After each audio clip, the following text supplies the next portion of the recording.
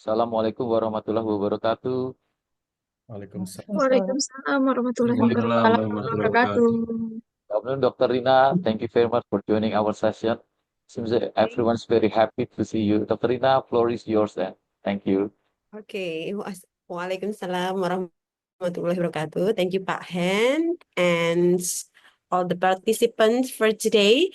It seems that the participants today is still less than the normal or the standard amount, That's right? right, Dr. Rina. Just approximately 11 students. So how do we do then? We are waiting for them, or just we beginning right now?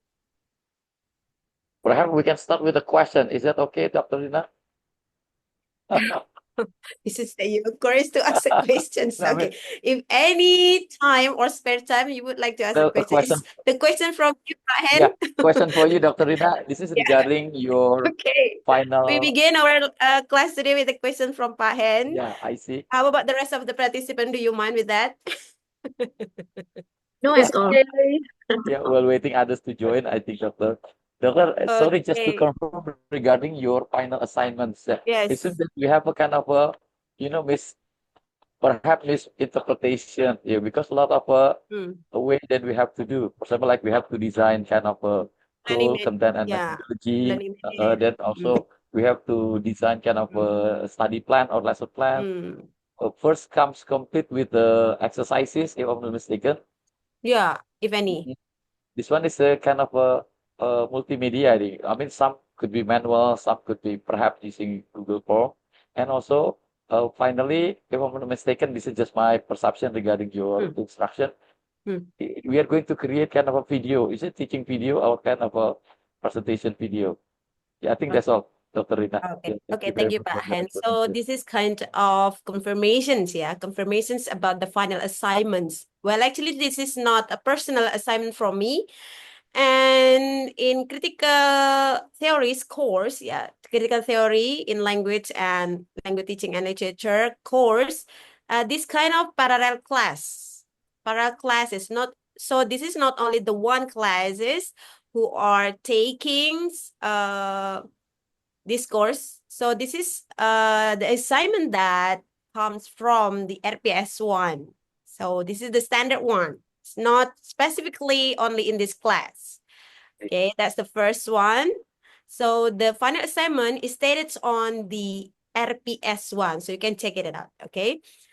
And about your final assignment here, the first one is you have to actually not teaching model, yeah, but multimedia, but it's okay because the multimedia here refers to the teaching media.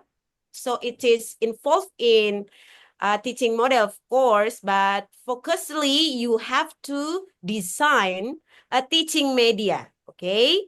The first point is you have to design a teaching media, particularly on the subject of English, of course, yeah, on the subject or English subject. And the format or the template is up to you. Yeah, it's up to you. It depends on your creativity. Okay. So whether it contains of a teaching video or without any teaching video is all right, as long as the teaching media containing of or making from multimedia. That's a component. That's a primary, crucial, essential component one. So it must be designed in the form of multimedia. So we have to present it in digital template or format, right? When we discuss about multimedia, right? So the pattern or the format is kind of a digital, right? And utilizing of multimedia jadi berbasis teknologi ya, technology based, for example, like this one as your teaching media. When you are going to provide it with teaching video is okay. If not, it's okay too. But of course, the value, it will be different, right? So the most complex ones, of course, I'll consider the teaching media itself. Oh, this is, I think they or he designs the teaching media is quite complex. So of course the score will be different when she or he design it in the standard one or in a simple one, right? For example, like that. So it is categorized on the point 4. Yeah, if you are asking about the features of the teaching media itself. So there are 4 points actually that I'm going to mark about your teaching media. The first one, of course, the goal. So when we are going to teach particular material, so the first point 1 is we have to set the goal, right? As we conduct or make or design a lesson plan, such as we make like that one, the first point 1 is the goal. And you have to specify, of course, the goal. So what are you going to teach? The specific subtopic 1 about your material, including in your teaching media. The first one is you have to set the goal. And the next one is content, right? Content here describing the substantials, the content itself of the materials, what are the subtopics that you are going to teach to your students. Yeah, for example, you pick one of kind of types of narrative text, for example, you are going to teach about legend, for example, folklore, for example, as one of types of a narrative one, for example, like that one. And structurally, if we display a content, so the first one is about introductions, right? When we teach, starting with or beginning with the introductions, yeah? Introduction, for example, questions as the beginning, yeah, regarding about your material. You can review or whatever, depends on your idea. And then the point of your material. And the last one is the closing one. The closing, you can contain the activity of reviewing, right? Or maybe you can present it with the exercise as the evaluation part, right? So you have to present only the questions, kind of the questions and key answer or answer key, right? So you have to prepare with those teaching media for the second point 1. And for the third point 1 is a methodology. Because we learned about critical theory, so it relates to this one. Okay, so which one the theoretical that you select it? Okay, so for example, you took about Todorov's theory. So this is kind of methodology that you apply to your teaching media. Yeah. For example, today, perhaps with Rolland Barthes in theoretical or concept about structuralism narrative, perhaps you can choose it too, or others. And that one is number 4, or the point 4. It's about design and organizations. And regarding about design, so this kind of displayment of your teaching media, ya, tampilannya seperti apa? For example, you presented with teaching video, you display it with AI animation, with many of features. This is kind of one of design and organization. And does the text attractive, and does the text clear, and so forth. So this is kind of design and organization. Udah mulai lagi. Kagak. Okay, can be understood, Pak Hen? Yes, doctor, it's very clear, I think. So Yeah. now at least I've got something as a guidance. Yeah, thank you very much. Yeah. But Okay. is it okay if we choose a kind of a movie? Movie as the resource, as Yes. a resource of material? Yes, of Oh, course. thank you very As much. the Thank you very much. reference, yeah. Yeah, as the resource, and also perhaps as the example of analyzing, right? It's okay. As long as you select one of theory that we Theory, study okay. currently, right? I see. Then we try to measure this kind of literary work like film using our critical theory, Yes, something like but that. Okay. sorry for interrupting, Pak Hans. speaking about selecting the movie, it must be, of course, it should be relates to your student material, right? Okay, can you hear me? Yes, yes, sir. The Yes, selections ma'am. of the movie should relate relevance to the student's material. Ya, jadi pemilihan filmnya juga disesuaikan dengan materi yang sedang diajarkan dan level siswa yang diajarkan. Ceritanya begitu ya, Pak ya? Yeah, very clear, Doctor. Oke, alhamdulillah then.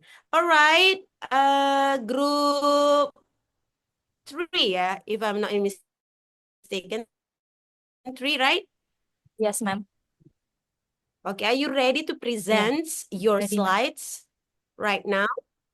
Okay, if you have been ready, would you please to share your slides on the screen? And time is yours. Thank you. Okay, Dr. Nina, thank you for your time. Assalamualaikum warahmatullahi wabarakatuh. Waalaikumsalam. warahmatullahi Hello, good afternoon, Dr. Nina. Good afternoon, everyone. Let me introduce myself and my partner. My name is Liga Valiansyah. My partner are Miss Atifatur Rahmania and Miss Esther Suryani. Today, we are honored to do the presentation about structuralism by Rolland Barthes. Next slide, Miss. Okay, each of our group member will presentation about Rolland Barthes theory. The first one is basic of structuralism. The second is biography of Rolland Barthes. The third is Rolland Barthes structuralism, and the fourth is Rolland Barthes theory in literary analysis. Next slide. Okay, the first one is introduction. What is structuralism? Structuralism is a theoretical approach that sees elements of human culture like language, literature, myth, and etc. as part of a larger overarching system of structure. The idea is that meaning comes not from individual items but from their relationship within a system. So we have seen any symbol in everyday life like language, literature, and myth, there is structuralism. Next slide. Okay, we going to know about who is Rolland Barthes. The biography of Rolland Barthes. Rolland Barthes was a French literary theorist, philosopher, linguist, and critic, born on November 12, 1915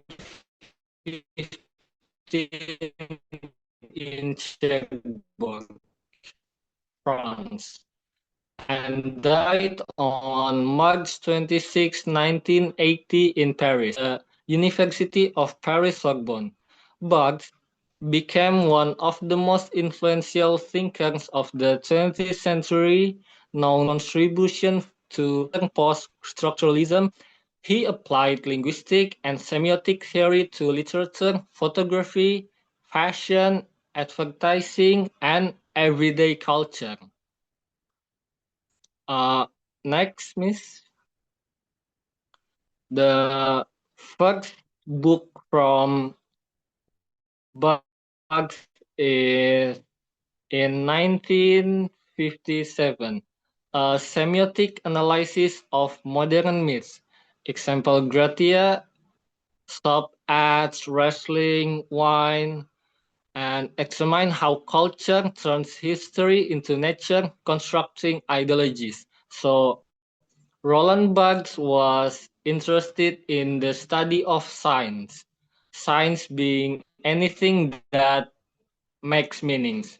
That means Signs is not a sign we have been seen in the road, for example, no parking, no smoking, but sign is a color, camera angle, accent, literally that anything make meaning is a sign.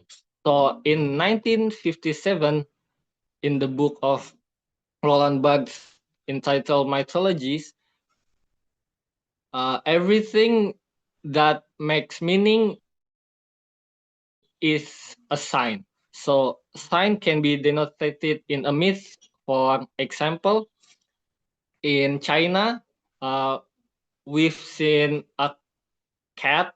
A cat in China means connotating a good fortune.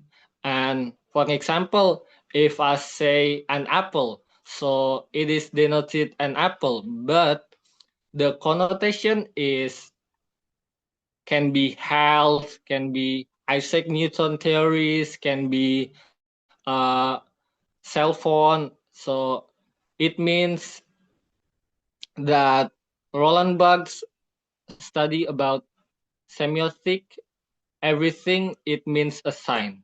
The second book is in 1964, Elements of Semiology, explicitly applies Saussurean semiotic to culture and communication, propose that all cultural phenomena can be analyzed a system of a sign.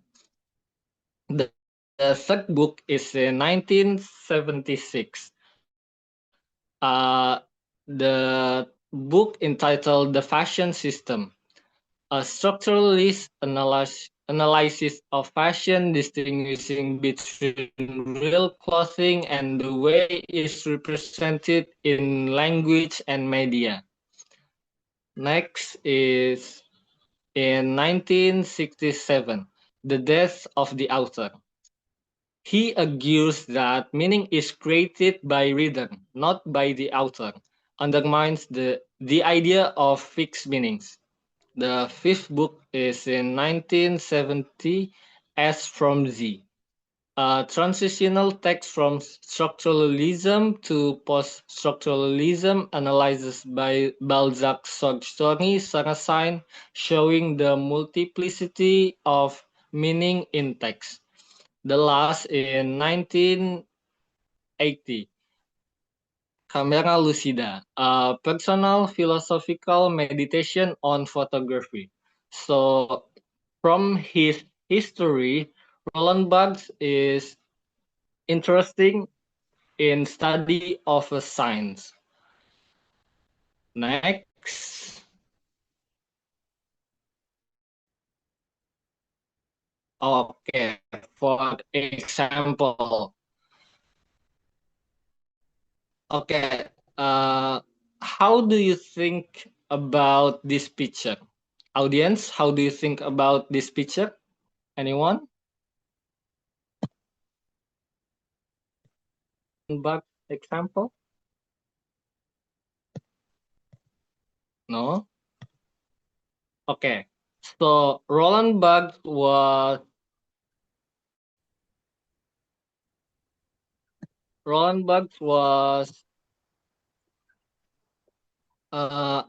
signified about this picture.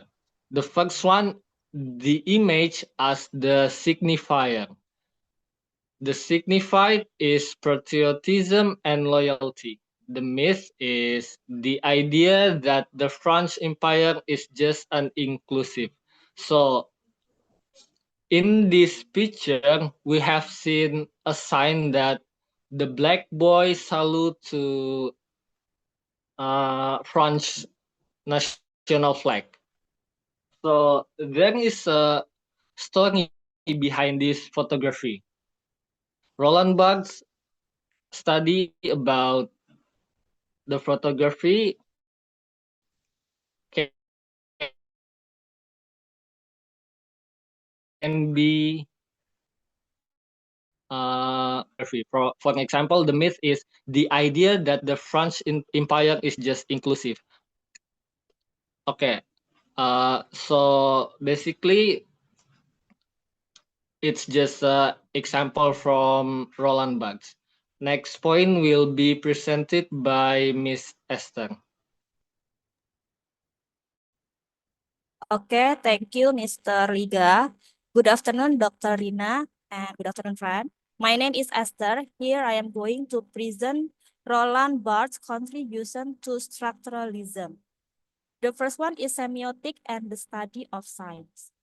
Barthes applied Saussure's theory of signs, that is the relationship between the signifier, sounds or image, and the signified concept to not just language, but to all forms of cultural production, text, images, films, advertisement. In his view, every culture artifact is a system of signs, with meaning generated through relationship within a system. And then Barthes explored how meaning is created in culture through signs and codes, with a focus on how seemingly simple objects or images can carry deeper, often ideological meanings. The second one is the mythologies.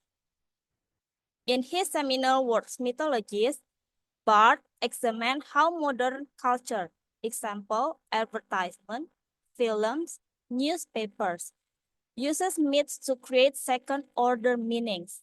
He argued that popular culture often turns ordinary, everyday objects or even into myths that carry ideological messages. And then, these myths do not just reflect reality, but help shape how people perceive the world.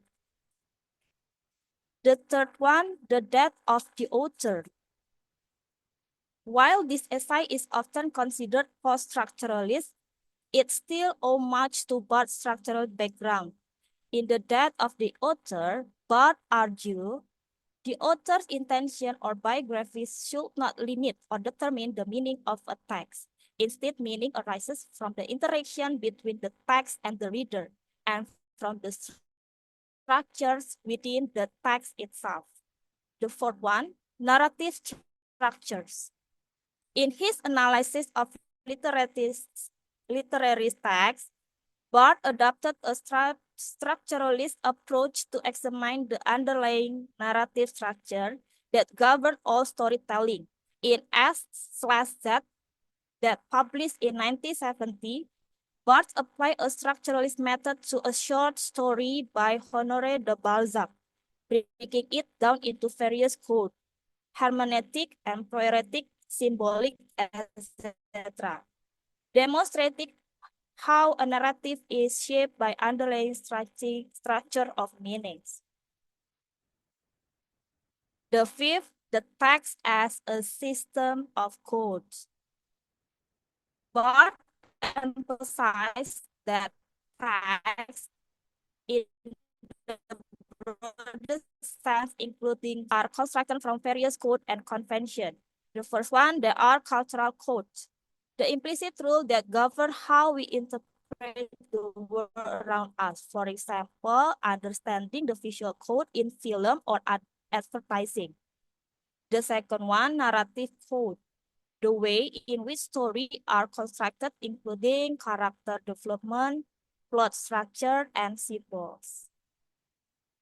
And the sixth one, the relationship between the reader and the text.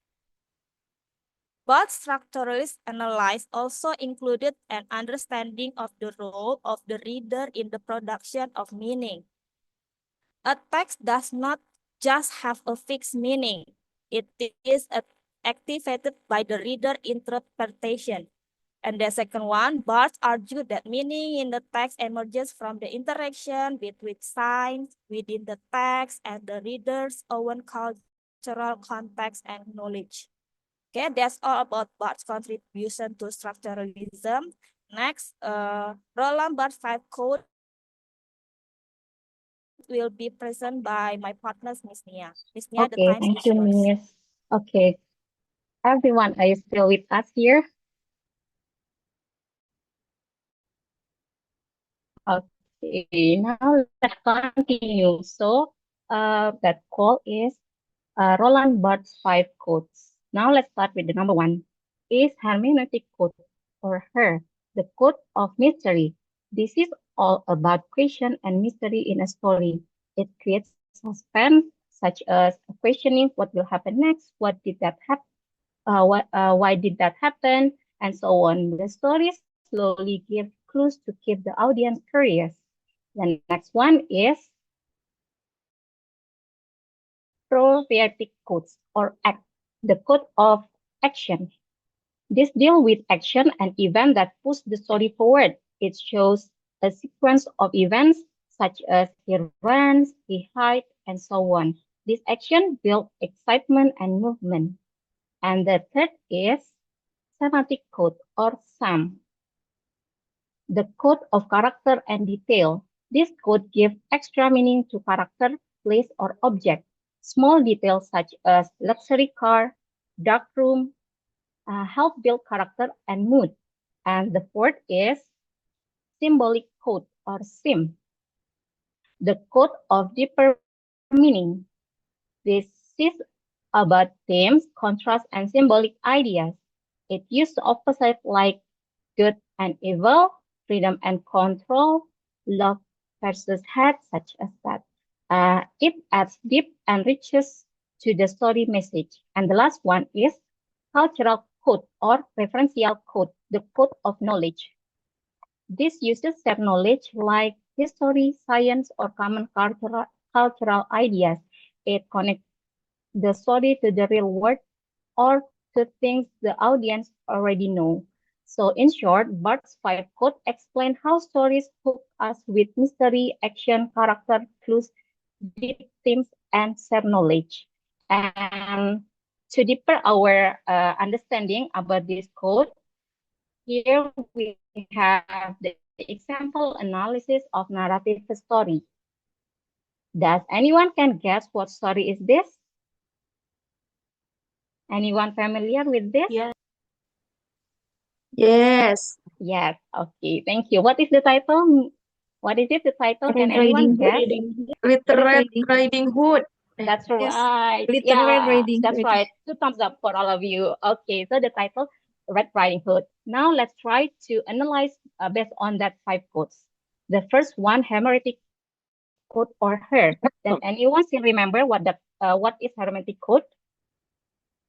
It's about it's mystery. So this is about questioning mystery in a story. It creates a suspense or question. From this story, it will questioning who is the wolf, and then what will happen next. So come to the next code, Florian. This deal with action and event that push the story forward. So we can see from the picture, the little Red Riding Hood walks into the forest. Meet the wolf, then the wolf goes to the grandmother's house. And next one is the third code is semantic code or SAM. It's code of the character and details. Take a look this picture. It's called the small one. We call this. What happened? What they use? What she used? It's used the hood. Okay, it means the red hood can symbolize danger or innocence because she is a young and naive girl. You know already the story, and from the story can be symbolized that. Okay, the last, not the last one, sorry, is some symbolic code or sim. Okay, so this is the opposite ideas, such as good and evil, safety and danger, and sad and what is it? Sad and anyone? The opposite sad is Happy. happy. Yeah. Hopefully everyone happy here. Okay, with our long presentation. Okay. Okay, so the meaning is the opposite help us understand the bigger ideas from the story. You will know which one is have the good character and which one have the evil character. And the last one is cultural code or referential. Okay, before I explain this, now let's think. When you see or hear a word forest, what comes up on your mind? Does anyone want to give opinion? Okay. Okay. Okay, maybe some of you have different opinion based on the knowledge or cultural belief. Everyone will have different referential. Maybe some of you will think forest is dangerous, or maybe others may think peaceful place. But for this story, the forest it means the a dangerous or scary place. So I think the analysis, that's all for the analysis using the using the 5 quotes from the Roland Barthes. Now let's come up to the conclusion. So Roland Barthes was an important literary theorist who helped people look at stories in a new way. He believed the meaning that stories work, but say that meaning is not just made by the writer, but also the reader. So different people may interpret the same story in different ways. He introduced 5 story codes such as mystery, action, symbols, and culture that help us explore deeper layers of meaning. His ideas became a key part of structuralism, a method of studying literature by looking at how the parts of a story are organized and connected. As Roland Barthes say, every sign in the narrative can be loaded with a special meaning. So you can create your own understanding about in every story. I think that's all, everyone. Here we also have references to our slide. That's all. Thank you.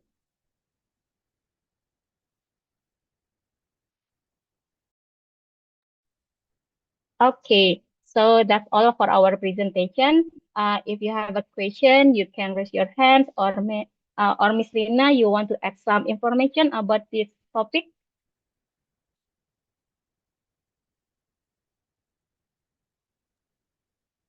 Feel free to give any questions from the participants today.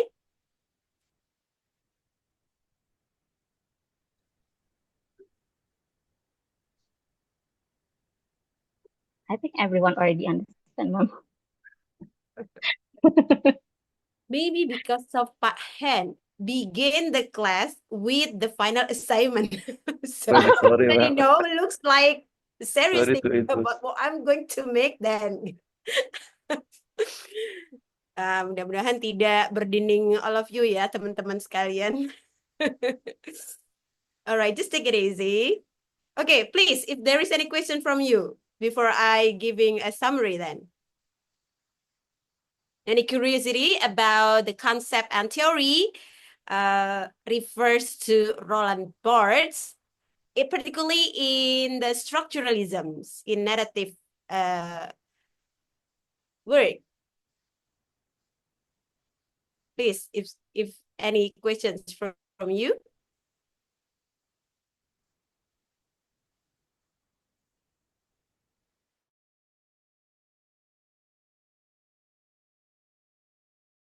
It's very difficult for me to understand how this theory works in order to measure kind of literary work.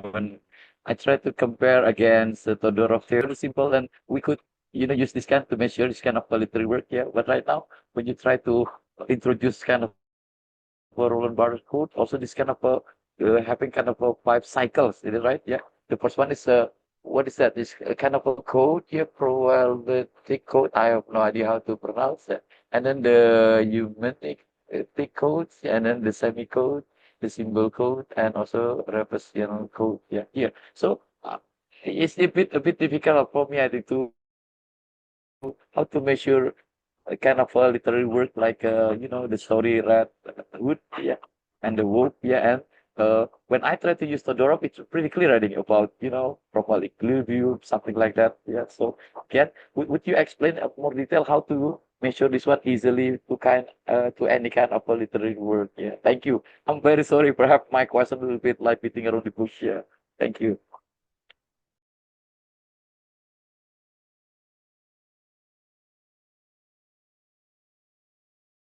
All right, from group 3, do you want to respond regarding to the Pak Hen's questions?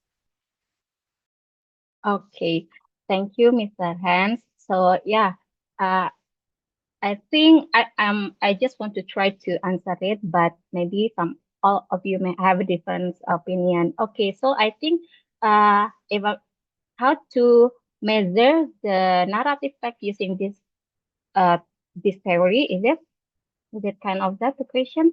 Okay, so I think you can break down the story into small part first, so you can find out each meaning based on the quotes and based on the what is it, the meaning of each quote itself, such as cultural. Maybe me and you have different knowledge or culture about some picture. So my opinion and yours, maybe it could be different.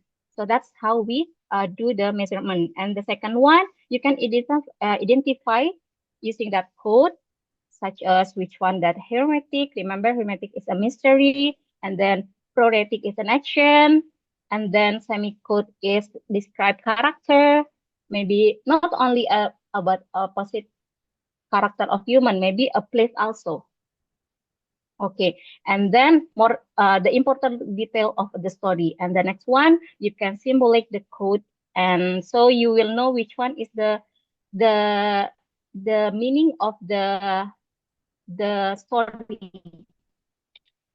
It will give you an insight, deeper meaning of the story. And the last one is cultural. So as said that the author and the reader, it may have the different meaning. So that's why it's the one of the criticism of the structuralism. So they say like the date of the author. It's mean like the one who write, it may have different meaning from the one who read. I think that. Thank you very much, Ms. Nia. So I guided it. So it's kind of to enrich all the theory about how we can measure literary work. Now I learned more. Yeah, especially when I learned Todorov or using this one. But what if we combine this whole theory to measure certain kind of literary work? It will be very enriched. I think it's very rich. Yeah. So thank you very much for giving me kind of enlightenment. Yeah. Thank you.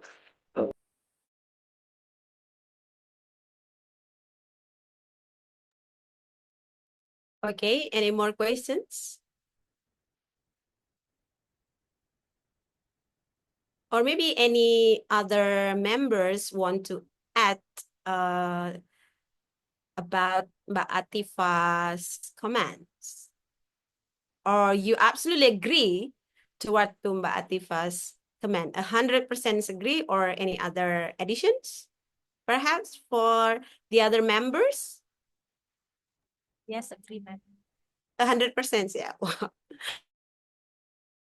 Kind of a solid member. Okay. Okay, Liga, do you want to add? Maybe Yeah. in the semiotic theory, ma'am. Yes, of course.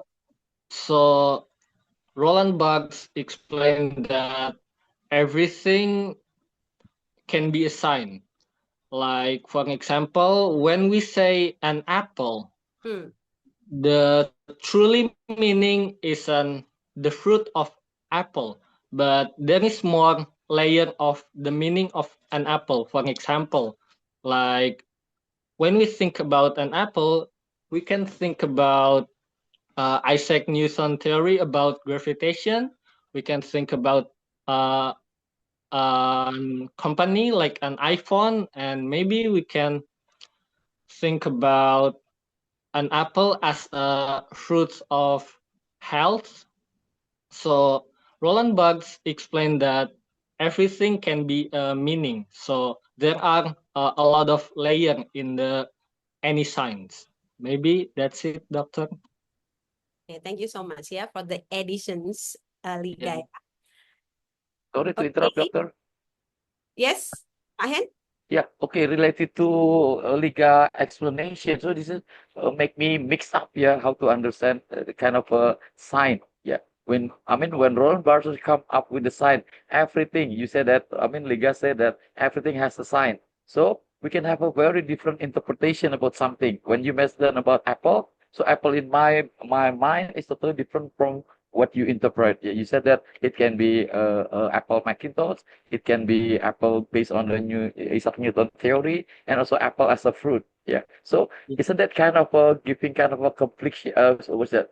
Kind of a contradiction, yeah, in our society regarding one concept of something. What do you think? Thank you.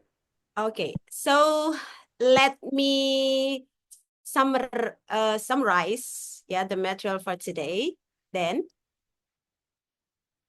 maybe it's time for me to summarize it.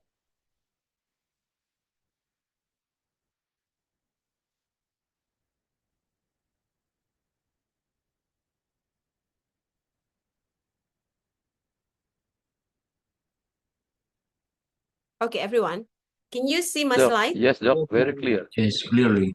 Okay, to make you not getting a blur about the Rolland Barthes theories, particularly on structuralisms, let's have a look the first. Under what kind of approach first? And under in structuralisms, in narrative, he highlighted, and namely into 5 codes, different methodology. His theory called as equilibrium theory, right? Is different name, the first point. And of course, the aspect of equilibrium theory with the 5 codes will be different. And also the rules and the way analyzing is of course different, okay? It depends on who will you adopt it when you do analysis on particular literary works. Do you understand what I mean? So which one that you are going to follow? Rolland Barthes theory or Todorov theories that is called as equilibrium. When you follow Rolland Barthes, so it is called as a 5 codes analysis or 5 codes theory. Okay, so we analyze it using the knives of Rolland Barthes theory. When we analyze it into particular literary work, whether film, whether novel, whether lyrics, whether poem, it depends on you. Whatever you like. And this is the analysis framework 1. When you are going to delve, investigate particular literary work as your data. Okay? So this part of research work actually, when you are going to conduct a research. Do you understand? Or I have to translate in Bahasa Indonesia to make you clearer? Very clear, I think, ma'am, right now. Okay, you need to translate, right? Okay. No need. With respect, yeah. Without any underestimating, of course. Okay, I just recalling what the group 3 state about 5 codes. And firstly, thank you so much for displaying the example. Of course, maybe if you would like to choose the other works, not all of the participants watch it, read it, or hear it, right? So you select it in Little Riding Hood, Little Red Riding Hood, right? So everybody knows about her story. The first code, yeah, it is called as hermeneutic codes or enigma codes. Yeah, the code emphasizes the mysterious as the beginning problem. Every single story, rising a problem in the beginning, right? So the readers and viewers will have a curiosity, what's next? And what's the problem rising in the story? Okay, the problem one is the Little Red Riding Hood has to go to the forest and deliver cakes, right? Or cookies or something, or any kind of meals, and deliver it to her grandmother. That is the rising problem, right? On the Little Red Riding Hood. Okay, that's the hermetic code, the first code one. When you analyze utilizing this theory. Okay, the next one is pro-erratic code. It's just a matter of name actually. It's a matter of name actually, or action code. After she already known that she has to go to the forest and deliver the food or the meal to grandmother. Has she go to alone, and does she have a braveness to go there alone, and so forth, right? So this called as a priority code build suspense and maintains the reader interest by focusing on the sequence actions. And what happens next? Can you imagine a small or little girl goes to the forest alone individually? What kind of the risk it happens today, right? Okay, that's she go directly alone and delivering the food. Does forest emerge a danger something in the forest? You know, can you imagine? Yes. For example, yeah, we are going to think about that as adult reader or viewer. And the next one, the semantic codes or connotative codes. The semantic codes show extra or deeper meaning in a story. It often appear in how characters are described and also connected to story main theme. What kind of Little Red Riding Hood described in the story? Of course, it's a brave girl because she goes to the forest individually, alone, with a sing-a-song. Yeah, there is no fear going to the forest. But the point is, she has to deliver the cakes and happy delivering it to her grandmother, for example. Right? And then the symbolic code, or maybe because of the semantic, the semantic code of extra deeper meaning. For example, from the red veil, why she is wearing the red? Why? What does the meaning of a red? She is wearing a red, something refers to other kind of meaning. Any other meaning of red? What kind of symbolizing of red? Warning, something stop, okay? Brave can be brave. Brave, that's great. Yeah, brave, symbolizing braveness, for example, yeah. And then Anger. code. And symbolic code, also known as the entity code that's built meaning through binary oppositions. As the example, you have already seen the previous one. Okay, comparing to a Little Red Riding Hood with the Wolf Run, right? Of course, there will be protagonists and antagonists. That's the binary oppositions one, right? As we watch it, the Red Little Riding Hood is the protagonist one, that the characteristic is kind, nice, cheerful, right? Meanwhile, for the wolf one is evilist and so forth, right? And the last one code is cultural code, yeah? Is it common for our culture that a little girl goes to somewhere place individually? Is it common for us? Not really, sir. Not really, doc. Yeah, of course, it's different. Quite Yeah, weird. yeah. We are inviting something worrying, right? For us as the parents, for example. Yeah, this kind of a cultural codes. Or is it familiar for us in the cultural paradigm, for example, delivering a meal to grandmother's house? Maybe yes, but it depends on the distance, right?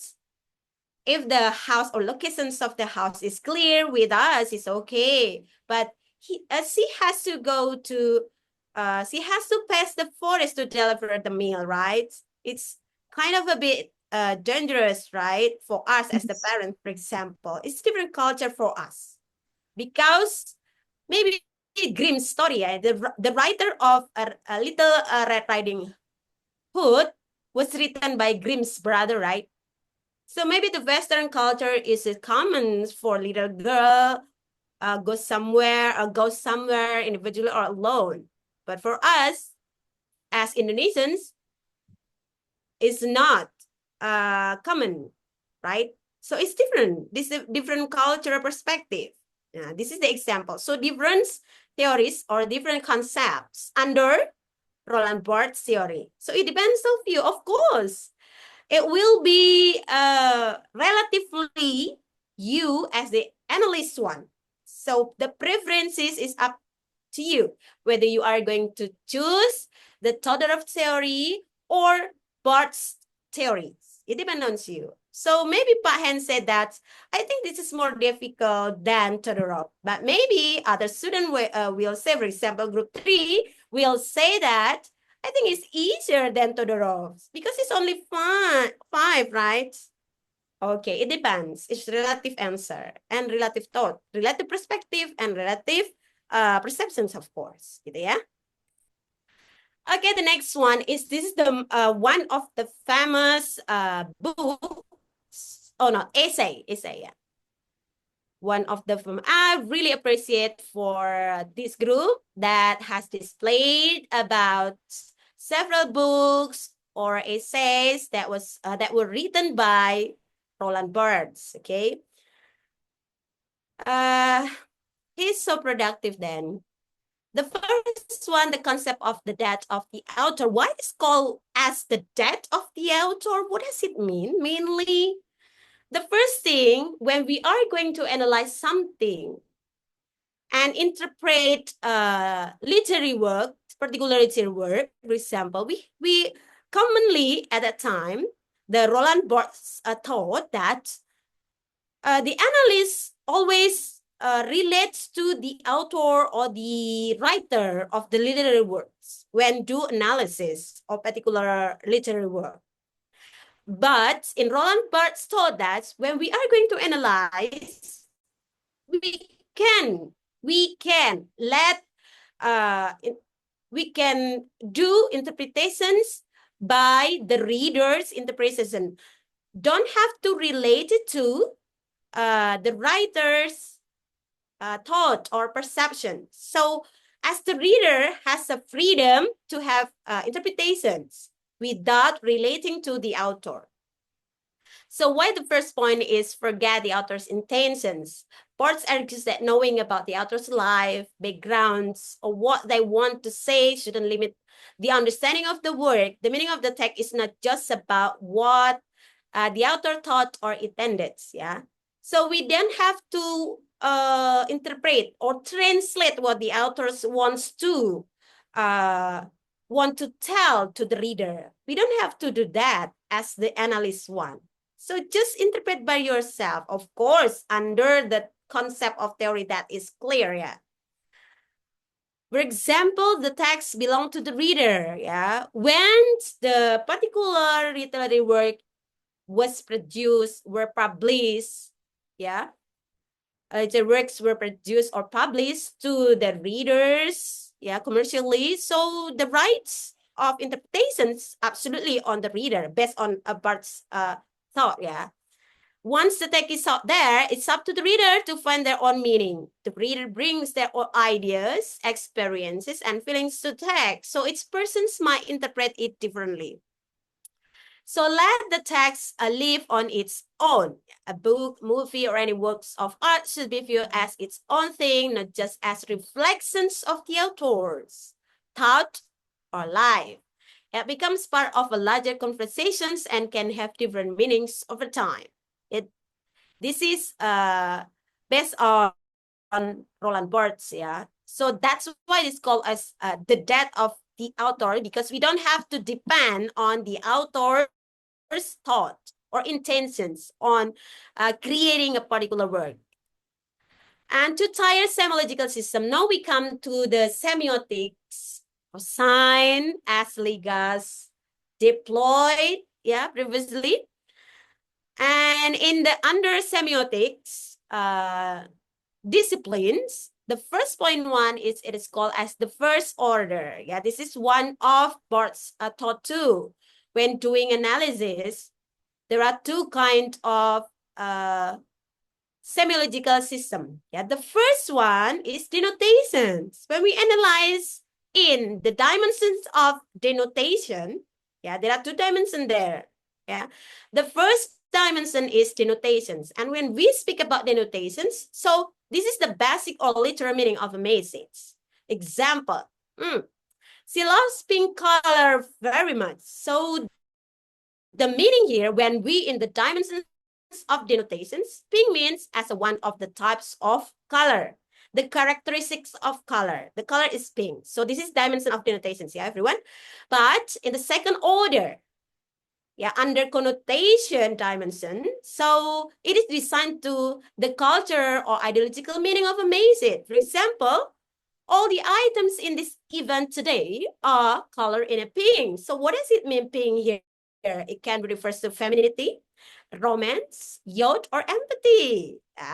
That's what Liga wants to say under connotation dimensions, symbolizing implicitly, yeah, behind the sign itself. Okay, so this is under connotation, but under denotations, of course, the literal meaning. And theory of the text. He was borrowing from Julia Kristeva, one of philosopher too. And what about science? He also was inspired from Saussure, yeah, Barthes, yeah. And meanwhile, for theory of the text, he's borrowing from Julia Kristeva. The first one is signifying practices. What does it mean? Text use the techniques like a symbol, a metaphor, and structure to create meaning. For example, in a novel, describing a storm can symbolize the characters of anger. For example, the movie emerging or existing, the main character with the rain or storm, because of the main character, emotions is in anger condition, for example, yeah. This is signifying practices. And then productivity, meaning is not fixed, reader must produce meaning themselves. One reader sees a story about freedom. The interpretations perhaps about freedom. And another sees a story about loneliness. For example, let me give you example in Indonesian movie, and maybe this is the debatable movie. Have you heard the movie of Ipar Adalah Maut? Wow. Have you known that movie? Or have you heard about the movie? Is that true? Are Just you heard. agree? Just heard, but not watch yet. Ipar Already adalah watched. maut. Wow, extremely. Yang ipar-ipar ini langsung. Sebagai ipar, of course, not always like that, gitu kan. But this movie is controversial ya. Ya, dia memojokkan yang ipar-ipar tinggal rumah nih ya. Be careful. Okay, for example, like that one. Maybe the one of you will interpret it as polygamy, yeah, or what, affair or something. It depends on you as the interpreter one. So this kind of productivity. And the next one, significance, yeah, focuses on how language feels and move us and not just what is said. For example, a point might not make logical sense. For example, Khairil Anwar said, aku adalah binatang jalang. What does it mean? Am I binatang jalang, remember? Are you accepted that? Literally, of course not. Yeah, but it may not make a logical sense, but still creates a deep emotion through its sounds and rhythms. You'll be my heart, for example. How can you incite to my heart? It's impossible, right? For example, it's kind of a lyric. Okay, and the next one is the phenotext and genotext. Phenotext, the visible parts, grammar, plot, and dialogue. Meanwhile, genotext, the hidden emotional drives and unconscious meaning. Example, in a love story, for example, phenotext refers to characters meet, fall in love, and get married. When we analyzing using phenotext way. Meanwhile, for genotext way, deeper feelings of the main character married because maybe the main character has a feeling of deeper feelings of fear of loneliness or desire for connection beneath the story and so forth. And deeper, yeah. And the last one is intertextuality. A text always borrows or echoes other texts. For example, the movie of Lion King. Maybe one of you as the interpreter, if you have ever watched or heard about Hamlet. Have you ever heard it? Hamlet, one of the Shakespeare's works. Hamlet. Okay, the Lion King perhaps borrow ideas of Hamlet. Family problem, family betrayal, rightful king without directly copying it, for example. So behind the text, always there is more meaning, yeah. This is kind of intertextuality. There will be text behind the text. The next one is the pleasure of the text. This is on the reader's perspective. Yeah, when read a particular text, the first one is a pleasure or pleasure. Describe a comfortable and conformist pleasure that affirm hegemonic or ideology and the subjectivity it proposes. So it's a clear story, comfort, easy structure, and enjoyment. For example, the moment feeling when you read a fairy tale story, for example, how do you feel when you read a fairy tale? Easy, right? Easy to be understand and smooth and familiar and so forth. This kind of pleasure. The That's next right. one is jouissance or please. Correct me if I'm wrong in Jouissance. the pronunciation, yeah. Because in France, yeah, P Roland I Barthes C. is the Westbourne from France, right? So I'm not expertise on the French.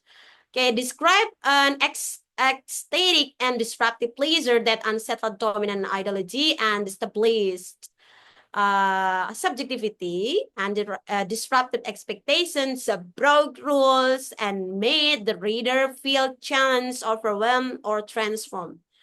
So it's kind of like reading a complex work, an experimental novel. Yeah, for example, when you read about, have you ever read maybe Harder Than Fairy Tale?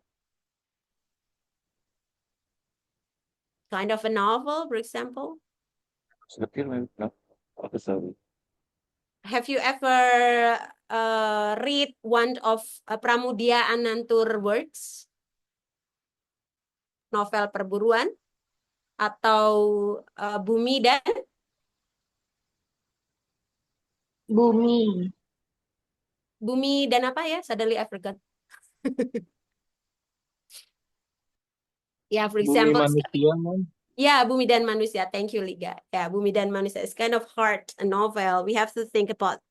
We have to think seriously when we read novel of Pramudia Anantur. Yeah, says kind of post-colonial work. Yeah. And the next one is biographies. Yeah. Rolland Barthes highlighted the terms of biographies. As we know that autobiography or biography, right? Autobiography work or biography works. But he underlines the terms of biographies. What does it mean? It is kind of a tiny, vivid life details that hint at a writer's identity, but not a full story. Small personal details about a writer's life, little facts, habits, preferences, capture their spirit without telling a full official biography. So the terms of biographies means that a part of biography. So the way on telling biography is not from or beginning from the characters or the author's reader is about not beginning from the birth until the present. It's not that way. Yeah. Perhaps believe in explaining person, especially an artist, through a long serious life story. Instead, gathering scattered fragments, biographies that feel more true to their unique style or personality. For example, in his book, Rolland Barthes by Rolland Barthes, 1975, Barthes does not write a full traditional autobiography of himself, not starting from the author's birth, childhood, educations, and moving through important life events up to the present. Instead, he presents small fragments called biographies about his preferences, habits, and thoughts. For example, he described about the favorite color of, yeah, his favoriteness of color that is red, and then describing his habit of walking while thinking, and he disliked loud noises, for example. The main points, events, essential events or characteristics of Rolland Barthes. So this is kind of the fragments, yeah, not telling the whole story one, just the important or essential part of Barthes' biography. It is called as biographies. And the next one is the concept of stadium and punctum. From the viewer or reader's perspective, that carries in stadium 1, carries cultural meaning, general or cultural interest. It means mind connections. For example, Romeo and Juliet work. Have you ever heard or watched Romeo and Juliet, everyone? Romeo and Juliet. Many versions about this because this is the famous of Shakespeare's work, right? Romeo and Juliet. Even in Indonesia made it, Romeo and Julie, right? But I didn't know that. Because perhaps I teach in English education program, yeah. So I concerns on Romeo and Juliet in English versions, yeah. We understand the themes Romeo and Juliet are love, conflict, faith, and death. Yeah, this is in the aspect or dimensions of Stadium 1. Meanwhile, for punctum, from the viewer's or reader's perspective, that feels in personal manner, personal shock, emotional impact, and heart connections. For example, when Juliet's saying, parting is such a sweet sorrow. Parting is such a sweet sorrow. Berpisah adalah duka yang manis. Kenapa? Karena ketika kita berpisah, kita akan merasakan rindu, ya nggak sih? So sweet.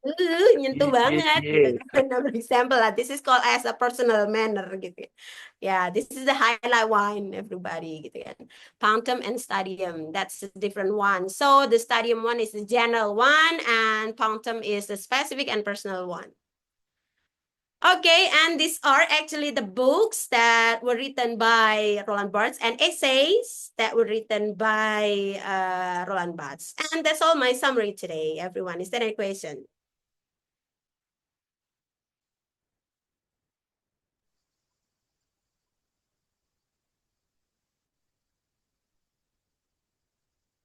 Hello, everyone. You have a question? Yes, yes. Pak Hen, okay. No, it's not a what question, ma'am. It seems that your explanation is very thorough and complete. Now I try a little bit understand how this theory can be used to measure certain kind of literary work. But this one is very complicated compared to the first one, I think. Yeah. You think so? But meaning that Yeah. I have to make a a big effort in trying to understand this kind of a theory. But that also arise my curiosity to learn more about this one. And what is that? From now on, I try to observe kind of watching movie things like that. One or two, I try to spend some time to read novel, but I have no idea kind of novel that I have to read. Yeah. But what just yeah, I mean the literary work that I've just read is Three Musketeers, something like that. Yeah. Yeah. And the Sherlock Holmes. Yeah, it's quite interesting movie. Okay. Thank you very Okay. much. Thank you for the comment, Pak Hen, yeah. There's no questions, right? Just confirmations about your understanding, right?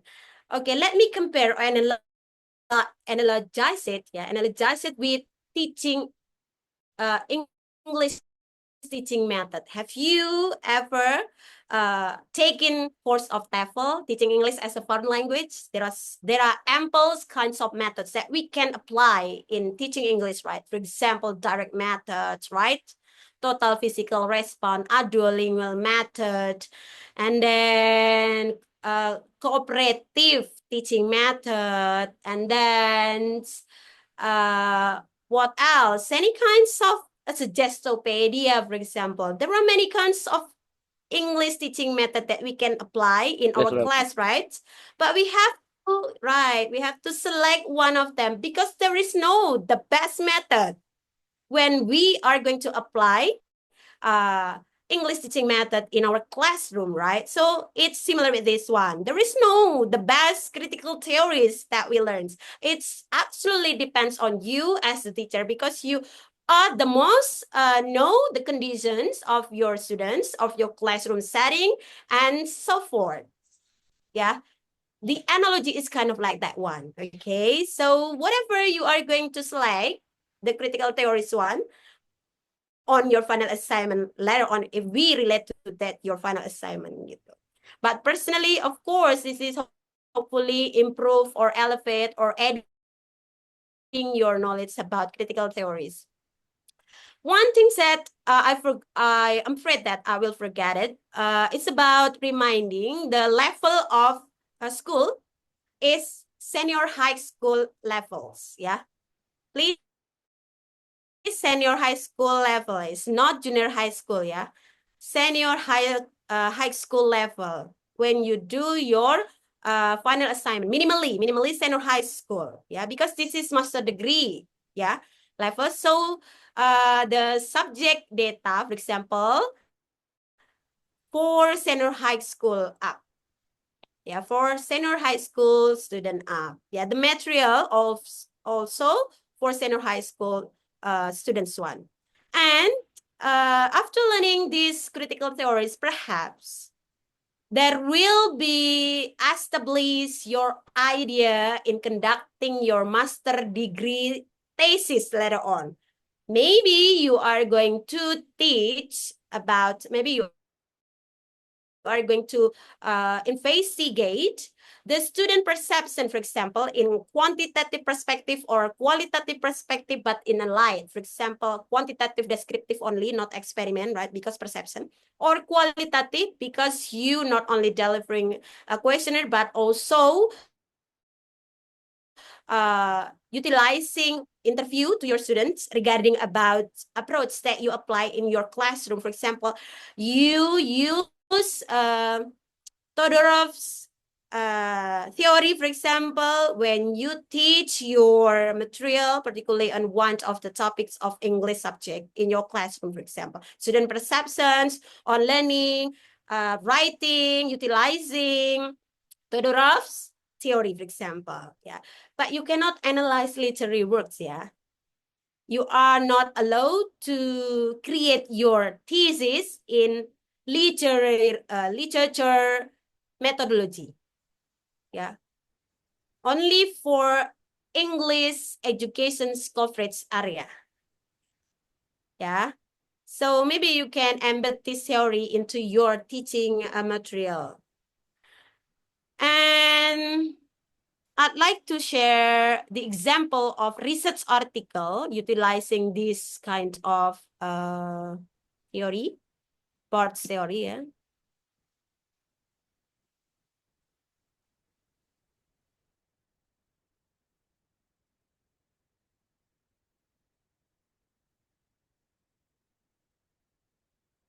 Not this one.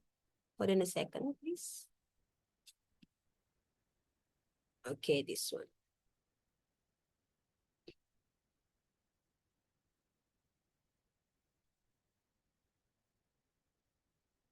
Okay, this is one of works, research work, and the format is research article. Yeah, this is applications of Roland Barthes' 5 quotes on Edgar Allan Poe's short story, The Black Cat. And the writer is from Turkey, yeah? Güzel. Okay, it was published on 2023. Yeah. Yeah, this is the abstract one. So he utilized or applied 5 quotes, yeah, introductions, telling about who is Roland Barthes and about his concept framework, theoretical framework. He explained about the 5 quotes, explanation first, description first about the 5 quotes concepts before he conducted the research, and then the objective of the study. The research focuses on the study in order to explore the quotes that exist in the selected short story, Black Cat. And the research questions, yeah, what are the types of hidden quotes found in the Black Cat by Edgar Allan Poe? And what are the implied, explicit, and so forth? And methodology of research that conducted by the writer here is using 5 quotes, yeah. And this one, the result one. Yeah, the hermeneutic, and then in the Black Cat, you describe all this good quality and so forth, yeah.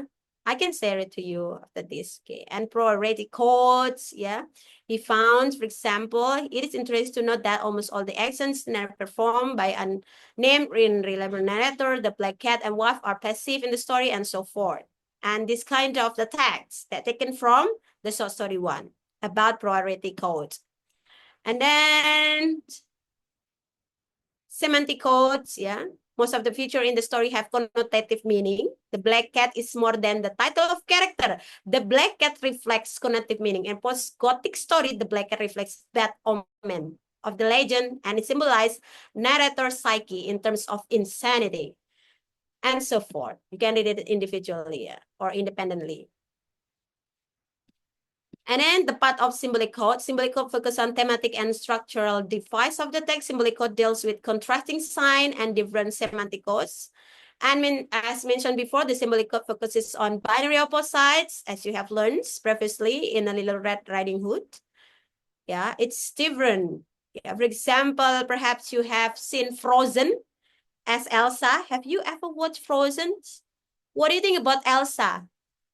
She wants to be a good sister, but she has traumatic when she close to Anna, make Anna getting frozen, right? Yeah, this kind of like binary oppositions. Yeah, in a conflict in the feeling of Elsa. And the next one is the culture code, as we have learned together today. So in the Black Cat, in speaking of his intelligent, my wife who at heart was not a little tongue-tied with superstition and so forth. Okay, you can understand it by yourself, yeah, everyone.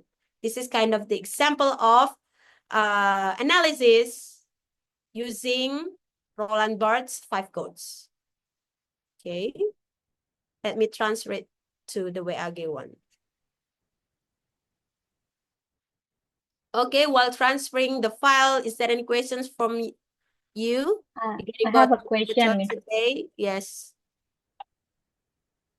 I Yes. have a question. Actually, after studying this material, it's been interesting because we can have our own meaning. But if we apply this theories to our lesson in the school, how we grade or how we know that the student make the correct answer? Since but says like everyone has their own meaning of a story. Okay. Of course. It depends on before you give a task. Yeah, before you give a task, you have to give example first, right? Right? Example to students and make sure confirmations that they have already understood or not with the concept. Make sure first they have already understood or not with the concept. If you have already, we can say that non-test one. Yeah, non-test one about the understanding of the 5 codes, right? We have to make sure first they have already understood or not about this concept. We'd give just a little exercise to make sure them that really understand with the 5 codes one. If you have already observed and know that the student already understood about the concept, so then you give a task about this. Of course, the intelligences among the student will be different, right? Maybe even in the master degree this level will be different, right? The intelligences when you are later on facing your midterm examinations, when there is a questions coming up about, can you explain about Barthes' theory in structuralism narrative and presents your example, for example. Of course, the answer all of the student will be different. The student who really understands, of course, certainly will answer correctly, but maybe because of low motivations, many factors will be emerge, right? If the students are not achieving the learning goal, right? Many factors, concentrations, motivation, maybe the students are not interested with the kind of this approach, right? Maybe it can be one of the factors that he or she fails to answer the questions incorrectly or answer correctly, sorry, right? But if you would like the first one, make sure first they have already understood, yeah, the first step. And then, of course, there are many factors if the students fail to answer correctly, yeah. And you have to investigate it as teachers, yeah. So I think, is it fair if we just direct them to the correct answer? Like just exercise is okay. As long as it's just an exercise, it's okay, right? Oh. The first step is delivering the exercise right, non-test one. taking the real mark or grade, right? When we are making sure, when we confirming, or when we make sure that the student understand or not, we establish an exercise, little exercise before Yes, we right. give the real test, right? That's right. So Right. this is the step that you observe they have already understood or not with your theory that you teach to students, right? Yeah, that's the first step that I can suggest, right? It's challenging actually. Thank you. Yeah, if of course it will be takes your time to observe all the students, right? Yeah, but everything needs effort. It depends on you. If you want all the students understand totally, so you have to observe all students. So how the score, that a minimal score that you want to achieve, yeah, from the students, basically, yeah. If they have already achieved, for example, the standards on 80, the presentations, yeah, the presentations of the results, how many? How many? For example, 90%. So you have already succeeded to explain the material to your students, yeah, because 90% the students reach the score of 80 as the minimum standard, ya. Not 100% kan the targetnya. Ya, kalau 100% berarti need time again to re-explain. It depends on you. Yeah, how many percent that you want to achieve the successful of your material teaching about particular topics.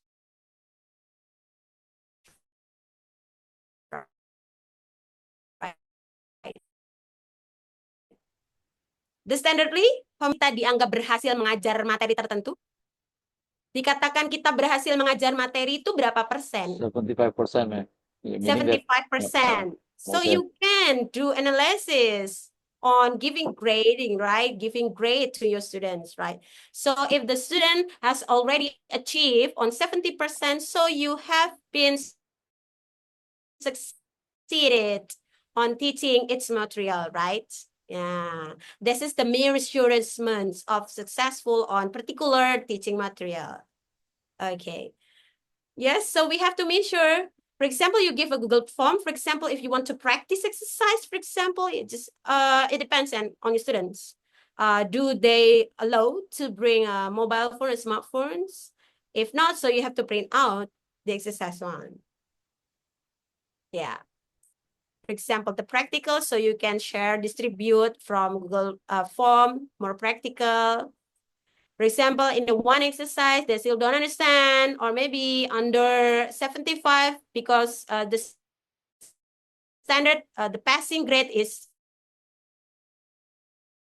75. So you have to repeat again. This is the measurement. You gauge the score or the achievement of the students or the performance of the student, right? That's why, yeah. So we have to measure the competence of the students. Okay, to make sure that they have already understood or not about the material that we teach to them. Hopefully, satisfying answer, yeah, Mbak Tifa. yeah, very complete.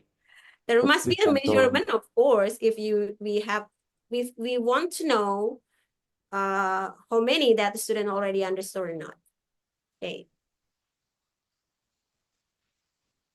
Yes, Pak Hen. Just regarding Rania or Atifatur statement, the way Yes. she created exercises, yeah, and also she said that she tried to give an answer to the student. I don't think so. The meaning that yeah, when we create kind of exercise, to be graded, you know what? Graded from a easy to a difficult one. So meaning that this is kind of a learning process should take place. Then students who learn step by step, yeah, and exercise is kind of a scaffolding for the students to understand, yeah, until the final stage they understand Yeah. how to use the theory and also they can use by themselves, yeah. Yes, exactly. You Yes, I know. utilize our 5 Gutsky theory, scaffolder, I great see. term. Yeah, it is called as one of concept or theory in learning achievement. It is called as scaffolder. Yeah, of course. In the concept of Vygotsky, social culture theory, so the teacher needs media. Yeah, perhaps this can emerge the motivations of the students to make them more interested, engaged. The most important in the learning is students engage to our classroom, right? For example, Pak Hans is totally engaged in my course, many questions, Thank you very much. information. I did it. So then, only Pak Hans, I don't know the others, Yeah, hopefully. I'm amazed with your style, Doc. I mean that you are immersed and you are blended with all the materials. It seems that was it you didn't Yeah, exist, Doc? Yeah, as if that great point, Pak I Hans. look at you as a literary work. Okay, yeah. So I enjoy It worked. Oh your my God. course very much. Okay, yeah, that's great. Yeah. Exercise kind of like scaffolder to make the students, and maybe we can present several medias because maybe the first exercise, the result is unsatisfying to you as the teacher because you have already presents everything, teaching methods and methodology, but the students will not understand. You have to correct to your teaching method that what I have to appear in my material then. For example, I have to prepare summary, yeah, in every end of this class because this is the input of the previous class. Yeah, the previous semester. They said they need a summary from the lecture. So I did it right now, yeah, because that's the input from my students in the last semester. They need it, even though they have already accepted or received it from the presenters, but they felt that that is not enough for them. So in the semester, I deliver every meeting with my summary. Maybe this is for linearity, understanding, yeah, between the presenters and from the lecturer. Yeah, this one of the example from my personal experience. So as the teacher, we have to do self-reflections, yeah. Yeah, reflections is important to assist the students, elevating their knowledge and competence. Yeah, in particular course. Okay, thank you, Pak Hen, remind me of scaffolder, yeah, theory of Vygotsky left, Vygotsky, and I utilize it about that as I make group collaboration. It helps you to understand by yourself first before rather than conducting lecture. I am explaining first all the time and then giving questions, right? But in this kind of methodology or techniques that I'm teaching currently, so you have to think first before I explain so the material about. Yeah, this is the way of collaborative learning method that I am applying currently. Okay. Yeah, collaborative learning. So you can check my articles about collaborative learning in Google Scholar. Yeah, just type my name in the Google Scholar. There are several my research article about collaborative, specifically on online collaborative learning, because many of our instructions, yeah, today utilizing online. That's why my research article are talking about collaborative learning, online collaborative learning. So one of the theories that I adopted is Lev Vygotsky, everyone. Okay. Oh, it's been for almost 30. I'm afraid it will be disturb your time with Pak Misbah. With my condolences, yeah, his wife, yeah, I see. he lost his wife, you know that. Okay. Good. And unpredicted, yeah, because Pak Misbah often as a permissions because of sick, but passed away his wife. You know what I mean, right? Yes, ma'am. Unpredicted, yeah. Okay, thank you so much. Actually, there are many things or many words that I would like to say to you all about critical theories and teaching method and so forth, and pedagogy and so forth, but we part with for the time limitations, yeah. We are part with the time limitation. So without any further ado, thank you very much for your attendance this afternoon. And keep healthy and safe wherever you are. See you next week, inshallah. Wassalamualaikum warahmatullahi wabarakatuh. Bye-bye, everyone. Waalaikumsalam warahmatullahi wabarakatuh. Thank Thank you, you, man. Dok. Thank you.